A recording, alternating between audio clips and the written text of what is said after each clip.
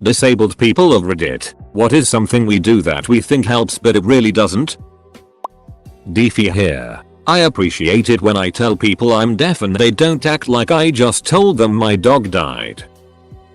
When people say but you don't look autistic, when I bring up that I have Asperger's, like, I'm sorry, should I just wear a rubber helmet everywhere I go? It's called a spectrum for a reason, folks. As someone with deaf family members and lots of deaf friends, please stop handing us menus in braille when we go out to eat. We are just signing to each other. We are not blind and obviously don't need braille menus. It happens more often than you would probably think. I'm not disabled, but a friend of mine is blind. She said when people move out of her way and get real quiet as she approaches, it freaks her out. She could hear them and place kind of where they were. Then they go silent and move to the side, and she doesn't know if they are doing it to try to help out if they're getting ready to rob her. Edit, that they are. This might be obvious to some, but don't ever just grab someone's wheelchair and start pushing them around without asking. This would be like grabbing a stranger by the elbow and dragging them where you want them to go. Instead, just offer assistance like you would anyone, and if they need it, they'll usually gladly accept. Offering to help is never rude, but trying to help when it's unwanted definitely can be. It's hard to explain Tourette's to some people because it is kind of a weird disorder that waxes and wanes over time and has a bunch of symptoms that confuse people. Sometimes people will ask me something like, do you know when one of your tics will occur? And I will tell them I can sometimes. And then they will make the brilliant suggestion, well, if you know, why don't you just not do it? Thanks guys. Never tried that before. I can't count the number of times I've been harassed. Here's a good rule of thumb. If someone parks without a placard, by all means, give them hell. I'm looking at you lady parking for just a sec while you run into Starbucks. If someone parks with a placard, you don't know his or her life or why he or she has a placard. Yes, some people do use a placard when they shouldn't, but it's not your place to judge. Let the police ask for his or her paperwork. Edit. Thanks for the gold. Such a positive reaction to a negative experience. Truly appreciate this. You're so inspirational. Don't tell someone they are too young to be sick. Paralyzed does not equals numb. I can't move my arm, but if you touch it, I can definitely feel it.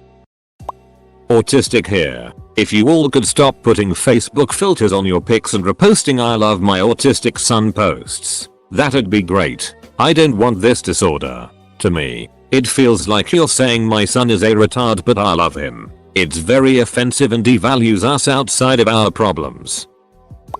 I'm young, relatively attractive and look totally healthy. Monday I can walk all around Target all day long. Tuesday I might have to use the electric scooter because my dizziness is out of control and I don't feel like forcing myself to stay conscious. It doesn't help when people say, but you look so healthy. Yes, thank you. I just like to ride these things for attention. One time, I had someone take a picture of me. Another time a guy on crutches glared at me as I drove by. Trust me dude, I honestly need it more than you today.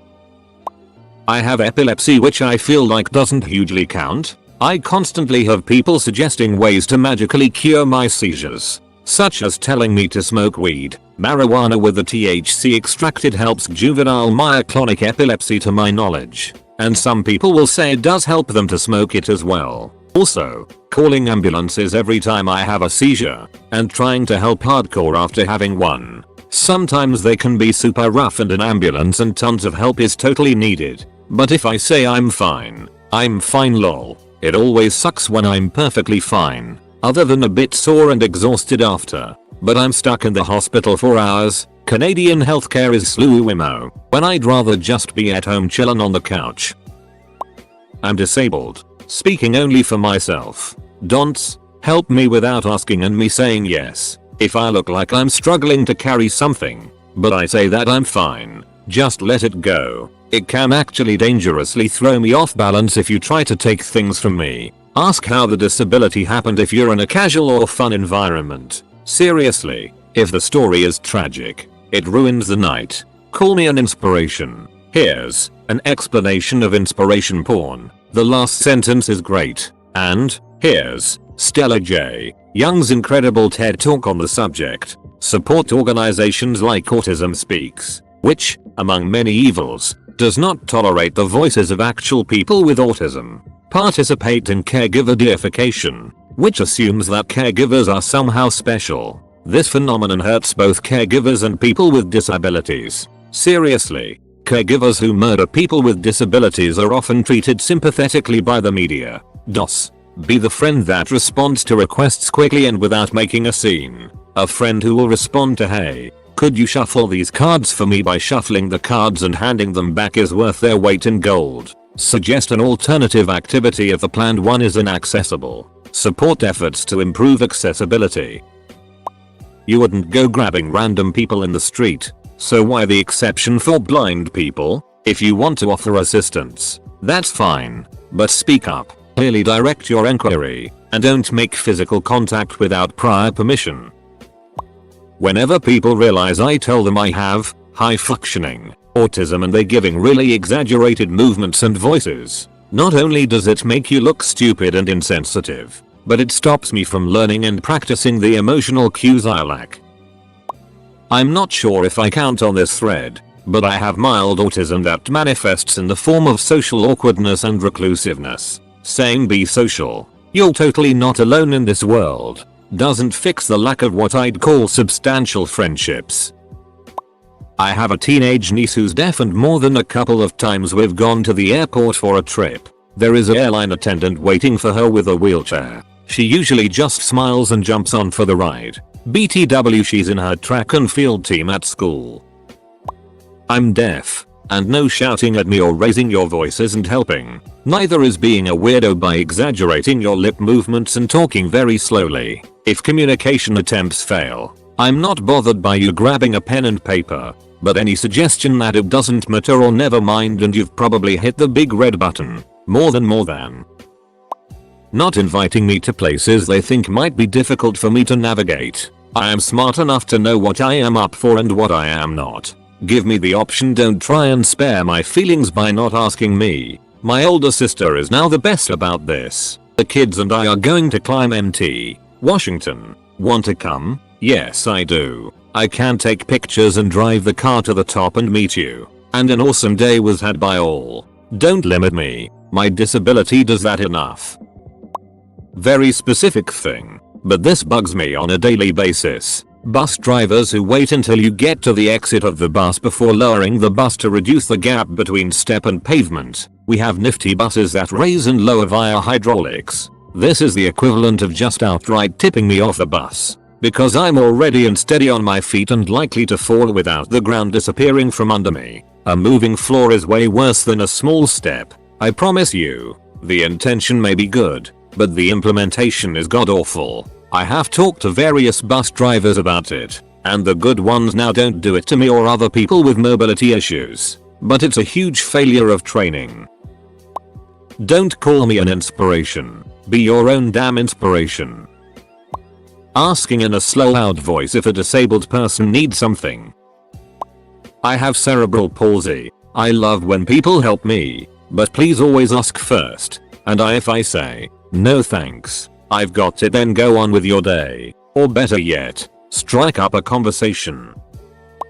When people say gimp or gimpy thinking it's normalizing in some way, when it's actually very offensive. Or, I have a handicap placard but I don't look handicapped or disabled. And when people get out of my car they start walking with a limp to cover for me. Not disabled, but new. Many people who are. You tell a kid in a wheelchair that he is the same as everyone else. What you are really saying is that you think he isn't, and you think there is value in tricking him into thinking he is. He knows what's up and it isn't helping. This goes for anyone with any problem. Don't patronize people. Respect their intelligence. High functioning autistic here. If I seem upset for any reason, do not touch or talk to me unless I initiate it. If I am upset, hugging me will not make me feel better. 90% of the time when I am upset it's because I have sensory overload and touching will only make that worse. Sensory overload is essentially when my mind can't process anything properly anymore because there is too much going on. I understand that you want to help, but you can do that by letting me sort it out myself. Over the top expressions of sympathy. I'm happy to tell people how I acquired my disability, but 99% of the time people follow it up with a lot of "I couldn't have done it. You're so courageous. It's so good that you're still doing X. I had an accident, and I made the best of my situation. The road has been itty, but there's nothing remarkable about what I've done. I'm here because my family supported me, even when I was angry and terrible to them. But they rarely get sympathy for what they went through. Telling them they've done something great would be better than pretending I have." Not disabled, but have a friend who is. People treat him like he's a delicate piece of chinaware. He just wants to be treated like a normal person. So when he told me that, I kicked his cane and told him walk straight. Yes. I was diagnosed with Tourette's, OCD, ADHD and Asperger's. When someone says I think everyone has a bit of OCD, it pisses me off because they're basically saying we have OCD too, but we don't go around saying we're disabled. Like, does your OCD make you feel you have to pat things repeatedly whenever anything slides? As in, someone slides their chair, you have to pick it up and bounce it a few times? No? Then maybe your OCD isn't that bad. P. My husband is from Russia. Sometimes I have to explain to him what a mental disorder is. They don't usually pay attention to those much in Russia. I have severe anxiety disorder. Sometimes he mistakenly tells me to just stop thinking about it, or tells me it's all in my head and it's okay. My tip is to hold someone when they are having a panic attack of any kind. Give them a glass of water and tell them it's real, because it is. Even if it's not going to kill you, and you are there for them until it's gone. My answer would be continuously harping on something. Example, I was out with some people recently, and after one activity they were planning on going to another. I said that was the end of the night for me. I'd actually forgotten to take my meds in the morning, and that had resulted in a whole day of feeling extremely off. Though they meant well, they kept asking more and more invasive questions. Like, if you all want to know the intricacies of my lupus, depression, and other various medical quirks, I'll go into it. But I really don't think you do. Just take my word for it. I know what's going on in my flesh suit. I have to live in it every single day. If you are walking past someone with a stick or crutch, try to be the one who moves sideways if one of you has to. Chances are the other person has problems going sideways. If you absolutely must pass them in a tight space, do it on the side away from the stick. Moving the stick outwards to move sideways in that direction is way easier than putting it in front of you in order to move sideways the other way. I don't think I am describing that entirely clearly, but if you try visualizing it, most people get it. The number of people who have said to me, "Oh, I thought it was easier if I passed on the side of the stick, so I didn't bump into you," is amazing. First, that doesn't stop you bumping into me at all. And second, if you've noticed enough to think about this, great. Please take a little longer to think about how movement balance actually works, and you'll see the problem. The amount of glares I get for sitting down on public transport when it gets busy. I know that I look like a healthy 19-year-old, but walking and standing is a great struggle. AMD some days the fact I managed to make it onto a train is impressive. I need to take breaks regularly, and sit to stand for any time on a moving vehicle is not possible. Also, just because I need to stop and take breals doesn't mean I want to go home. Every time I rest for a couple of minutes I get hundreds of "Are you okay? Do you want to go home?" And if I am at home just lying on the sofa chilling, I constantly get "Do you want to go to bed for an hour? Should we go and leave you alone?" I don't want to live in isolation. Just because I can't do everything doesn't mean that I don't want to be able to do these things. My body needed a rest is not reflective of me being bored or wanting to go home. Trust me, I know when I have to go home. If I'm out, it's because I'm able to be out. Let me have some fun for once. Muscular dystrophy, FSHD, currently in wheelchair. Back when I was in university, I was able to walk, but anything greater than that was kind of risky, would fatigue me, etc. Stairs and such. I would take the elevator from the main floor to the basement tunnels during winter, and I had gotten the "Really? You need to take the elevator for one floor?" I answered back with a firm yes. Yes, I do have to take the elevator one floor. But the friend I was with, who is pretty protective of me, nearly started a fight right there. It was kind of flattering when my friend would do that, lol. But realistically, don't start crap that carries real consequences on behalf of my pride or whatever. Also, when I was walking, I'd try really hard to just blend in with everyone else. I walked with a limp at the time, so he didn't actually know I was messed up. So the whole thing was kind of a win-lose. Bittersweet. On a side note, a skunk just sprayed outside my window while typing this. FML. I can't close my window either, comma. My father has a friend in a wheelchair and they have this thing where his friend gets out of the car after he parks and my father shouts at him that he's a lazy prick and should just walk. His friend also makes fun of him because he has ADHD as a recovering alcoholic. I don't really know what the moral is. Maybe treat them like you would treat anyone else. Not disabled myself, but one thing that pisses me off is people saying they're OCD. Just because you adjusted a stack of papers doesn't mean you're OCD. I have to sort my books, she cried, with self-indulgent glee, with senseless, narcissistic pride. I'm just so OCD. How random. Guys, I smiled and said, then left without a peep, and washed my hands until they bled, and cried myself to sleep. You poem for your sprog. My friend has a disease similar to cerebral palsy and he said, 1. People opening doors for you but it just gets in your way. 2. Moving objects and they end up getting in the way. 3. Probably the worst. Moving him to a different position that feels wrong and can hurt. For the record, he's perfectly capable of moving himself. Another thing I've witnessed is that people stare at him trying to walk. We're talking long stairs. Anywhere he goes. Assuming that because I can't do some things that I can't do anything.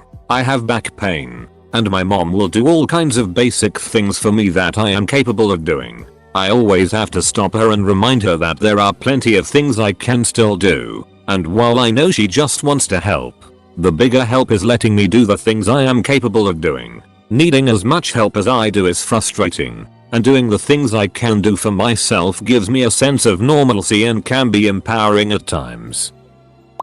How are you feeling today? Like it? Like every day. Stop rubbing it in. You don't actually care. We work together. Let me know if I can help in any way. Well, 15 years of doctors hasn't done much, so maybe just take a dump on my chest. You should try this bullet flavor of the week remedy. Actually, I'm doing the opposite of a cleanse right now. I'm hoping it will speed things along. I'm so proud of you. Sweet. Thanks, I guess. I'm so sick of platitudes. Stop saying things just to be nice. If you mean it, great. But I can tell when you don't. It's bad enough that I have to feel like this. Why do I need to help you feel better about yourself?